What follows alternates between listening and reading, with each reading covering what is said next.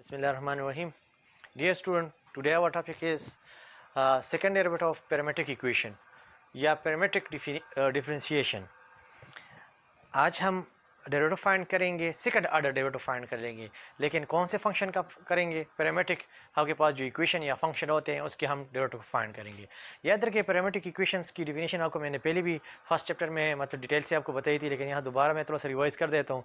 Parametric equation ऐसे equation होते हैं जिसमें आपके पास तीन वेरिएबल आपके पास इन्वॉल्व होते हैं।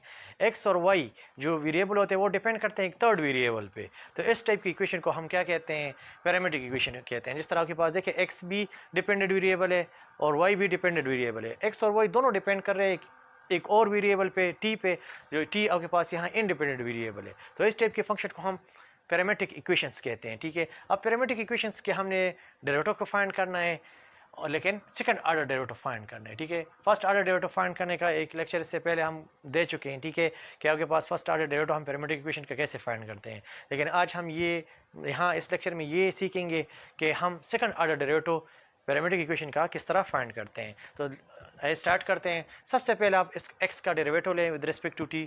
सो d by d t of x, और राइट साइड पे जो आपके पास वैल्यूज़ हैं उसका भी डेरिवेटिव ले, d by d t of 4t² plus d by d t of 1। अब आपके पास यहाँ d x by d t आ जाएगा। राइट साइड पे 4t² का डेरिवेटिव, 4 बाहर चला जाएगा। t² का डेरिवेटिव सिंपल पावर रूल को यूज़ करके 2t आपके पास आ जाता है। ठीक है, और प्लस 1 का डेरिवेटिव 0 हो जाएगा, यानी simple D x by d T ये आपके पास रिजल्ट देगा 8t।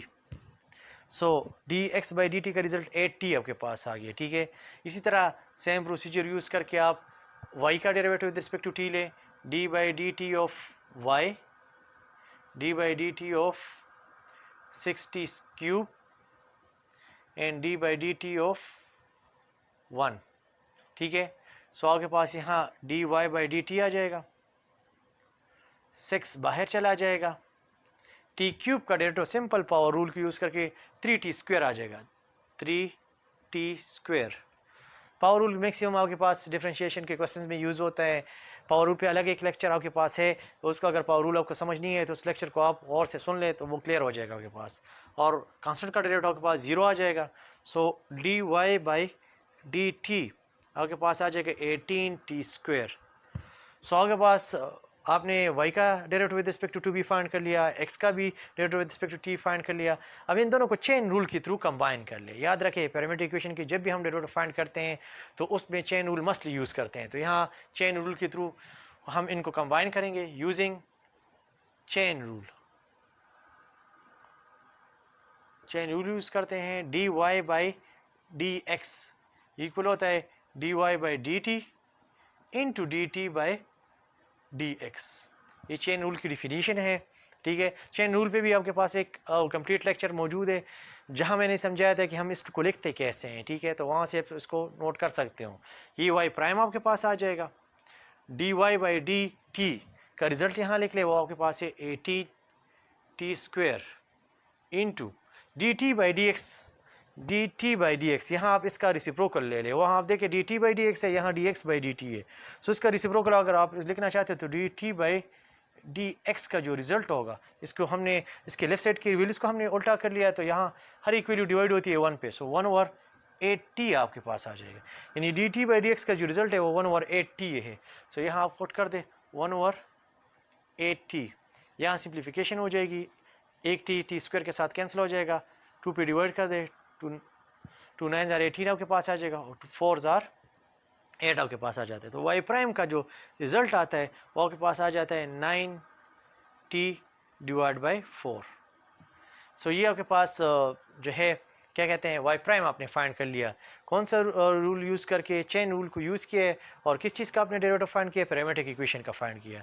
अब यहाँ डिफरेंट तरीक़े से मैथमेटिशियन इसके वाई डबल प्राइम को फाइंड करते हैं, मतलब सेकंड ऑर्डर के डेरिवेटिव को फाइंड करते हैं। लेकिन सबसे सिंपल तरीका ये कि taking derivative with respect to x, with respect to x again derivative ले, वाई प्राइम 9/4 कांस्टेंट है, 9/4 बाहर चला जाएगा, and d t by d x, इस टी का again derivative with respect to x ले। यहाँ वाई डबल प्राइम आपके पास आ जाएगा, 9/4 अपनी जगह आ जाएगा, D t by d x का रिजल्ट आपके पास जो है D t by d x का आपने यहाँ लिखा भी है 1/8t है आपके पास है। सो यहाँ 1/8t लिख ले, ठीक है। अब इसको सिंपली मल्टीप्लाई कर ले तो आपके पास आ जाएगा 9/32t। सो ये एट द एंड आपके पास वाई डबल प्राइम फाइंड हो जाता है। सो इस तरह ये इसका आपके पास सेकंड ऑर्डर का डेरिवेटिव है। तो सेकंड क्वेश्चन पे आगे बढ़ते हैं। जो आपके पास सेकंड क्वेश्चन है वो आपके पास एक पैरामीट्रिक इक्वेशन यहाँ दोबारा आपके पास गिवन है, लेकिन इसमें आपके पास ट्रिग्नोमेट्रिक फंक्शन यूज हुए हैं। अब इसका भी आपने वाई डबल प्राइम फाइंड करना है, ठीक है। हम किस तरह करते हैं, सबसे पहले हम x का derivative with respect to t find कर लेंगे। इसमें जो वेरिएबल यूज हो रहा है वो t है। सो dx बाई dt एक कांस्टेंट है, इस t का derivative with respect to t d by dt of t minus sine t का आप ले लें d by dt of sine t। अब इनको सिंप्लीफाई कर ले dx बाई dt, a अपनी जगह आ जाएगा, t का derivative with respect to t 1 आ जाएगा, फिर माइनस साइन t का जो आपके पास डेरिवेटिव है वो आपके पास क्या है, कास t है। सो ये आपके पास dx बाई dt आपने फाइंड कर लिया है। जैसे आपने साथ नोट करें, इसको हमने आगे यूज़ करना है। अब y का derivative with respect to t d by dt of y, एक कांस्टेंट है बाहर चला जाएगा, 1 का derivative d by dt of 1 minus d by dt of cos t, उसका हमने डेरिवेटिव ले लिया। सिंप्लीफिकेशन करें, यहाँ आपके पास dy बाई dt आ जाएगा लेफ्ट साइड पे, a अपनी जगह आ जाएगा, 1 का डेरिवेटिव 0 हो जाएगा, माइनस कास t का आपके पास जो डेरिवेटिव है, कास t का डेरिवेटिव हमारे पास माइनस साइन t है with respect to t। So minus sine t आ जाएगा, माइनस साइन t। अब आप देखिए minus into minus plus sine t हो जाएगा, साइन t के साथ a मल्टीप्लाई होगा तो आपके पास आ जाएगा a साइन t। सो ये आपके पास dy बाई dt का रिजल्ट आ जाता है। इसको अपने साथ इस तरह नोट कर लें। अब इन दोनों जो रिजल्ट्स आपके पास आए हैं, इन दोनों को आप चेन रूल के थ्रू कंबाइन कर लें। तो यहाँ हम लिखते हैं using chain rule. Chain rule को यूज़ करते हैं, dy by dx equal to dy by dt into dt by dx। So यहाँ y प्राइम बन जाएगा, राइट साइड पे dy बाई dt का रिजल्ट यहाँ से ले ले a sine t into dt by dx का, यहाँ dx बाई dt है, dt बाई dx का ये रेसिप्रोकल वैल्यू यहाँ यूज़ हो जाएगी, 1/a into 1 minus cos t। ये रिजल्ट आपके पास आ जाएगा। ये और ये कैंसिल हो जाते हैं, a के साथ कैंसिल हो जाएगा, y प्राइम आपके पास इक्वल हो जाएगा sine t divide by 1 minus cos t। So ये आपके पास y प्राइम का रिजल्ट आ जाता है। अब हमारे पास जो टास्क गिवन है वो ये है कि हम y डबल प्राइम आपने फाइंड करना है।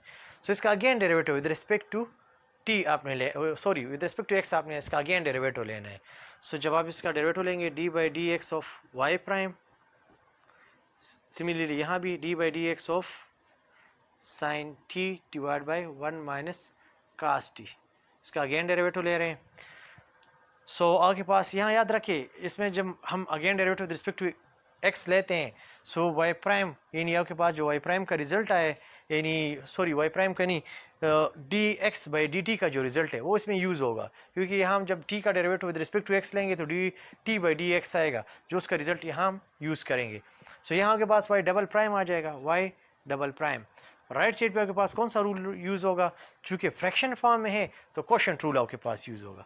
सो क्वोशंट रूल के मुताबिक 1 माइनस कास t यानी डिनोमिनेटर का स्क्वायर, डिनोमिनेटर को उसी तरह लिख लें 1 minus cos t and d by d t of nominator आपके पास है साइन t का डेरिवेटिव, फिर माइनस साइन t को छोड़ दें और डिनोमिनेटर का डेरिवेटिव 1 माइनस कास t, ठीक है। सो ये आपके पास आपने क्वेश्चन रूल को यूज़ कर लिया है। अब उसी क्वेश्चन रूल के थ्रू हमने इसका डेरिवेटिव फाइंड करना है। तो यहाँ लिख लेते हैं इसको, थोड़ा सा वहाँ जगह कम है।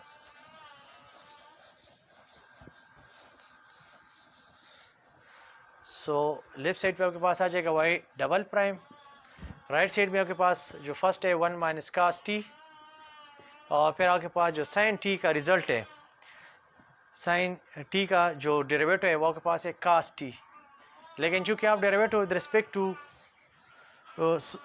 टू x ले रहे हैं, हम डेरिवेटिव बेसिकली ले रहे हैं with respect to x, so sine का जो डेरिवेटिव होगा कास t आ जाएगा अगेन इस एंगल का, क्योंकि एंगल आपके पास x नहीं है, so d t by d x भी साथ यहाँ आएगा, फिर माइनस साइन टी अपनी जगह आ जाएगा, और फिर इसका डेरिवेटिव ले ले, 1 का डेरिवेटिव आपके पास 0 हो जाएगा, कास का डेरिवेटिव आपके पास माइनस साइन टी आ जाएगा, और अगेन टी का derivative d t by d x आ जाएगा, क्योंकि विद रिस्पेक्ट टू एक्स हम डेरिवेटिव ले रहे हैं, and whole divided by 1 minus cos t whole square आ जाएगा।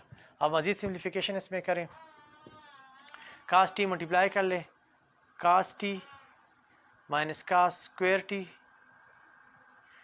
इसको कॉमन ले ले, दोनों टर्म से इसको कॉमन लेते हैं, फिर माइनस ये प्लस साइन टी हो जाएगा और एक साइन टी ये, तो आपके पास sine minus sine t sine square t आपके पास आ जाएगा, और इस दोनों टर्म से हमने कॉमन लिए d t by d x को, फिर whole divide by 1 minus cos t whole square आ जाएगा।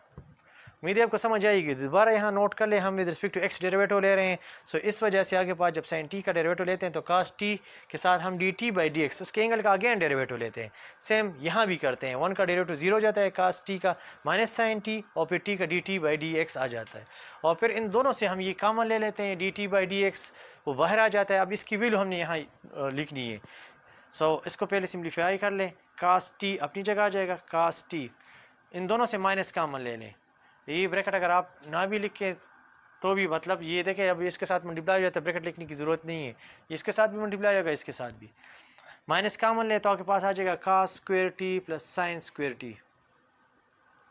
ठीक है, यहाँ होल पे ब्रैकेट लगा दें, और इसके जो रिज़ल्ट है D t by d x का जो रिज़ल्ट आपके पास आया था वो हमारे पास था 1 ओवर ए 1 माइनस कास टी था। अभी तो मैं हटा चुका हूँ, लेकिन मैंने यहाँ से d t by d x का रिज़ल्ट लिख लिया है कि ये इसका रिज़ल्ट है, and whole divided by 1 minus cos t whole square. अब आपके पास इसका रिज़ल्ट आपके पास मौजूद है, cos square t plus sine square t 1 की इक्वल होता है, सो यहाँ के पास आ जाएगा cos t minus 1 whole divide by ये इसके नीचे आ जाएगा ए 1 माइनस कास टी, और ये भी इसके साथ मल्टीप्लाई हो जाएगा, सो आ जाएगा 1 minus cos t whole square. So ये आपके पास का मतलब सिंप्लीफिकेशन से ये स्टेप आपके पास आ जाता है। अब मज़ीद सिंप्लीफिकेशन करें, आप नोमिनेटर वाली टर्म को और डिनोमिनेटर वाली टर्म को आप और से देखें ना, सो अगर हम इससे माइनस कॉमन ले लें तो आपके पास इस ये नीचे वाले टर्म के साथ सेम हो जाएगा, so y double prime equal to minus common ले लेते हैं, so 1 minus cos t divide by a into 1 minus cos t into 1 minus cos t 1 minus cos t square, ये इसके साथ कैंसिल हो जाएगा, at the end y double prime का result आ जाएगा -1 over a 1 minus cos t whole square. So ये आपके पास जो पैरामीट्रिक इक्वेशन नेक्स्ट आपके पास सेकंड गिवन था उसका आपके पास ये मतलब सेकंड ऑर्डर डेरिवेटिव फाइंड हो जाता है। इससे आपके पास ये लेक्चर कंप्लीट हो जाता है कि आपने second order derivative parametric equation किस तरह फाइंड करना है। आप डिफरेंट आपके पैरामीट्रिक इक्वेशंस ले और इस पर प्रैक्टिस आप करें। याद रखें पैरामीट्रिक इक्वेशन जब भी गिवन हो, चाहे सेकंड ऑर्डर का हो या फर्स्ट ऑर्डर का हो, उसमें आपके पास चेन रूल मस्टली यूज़ होगा।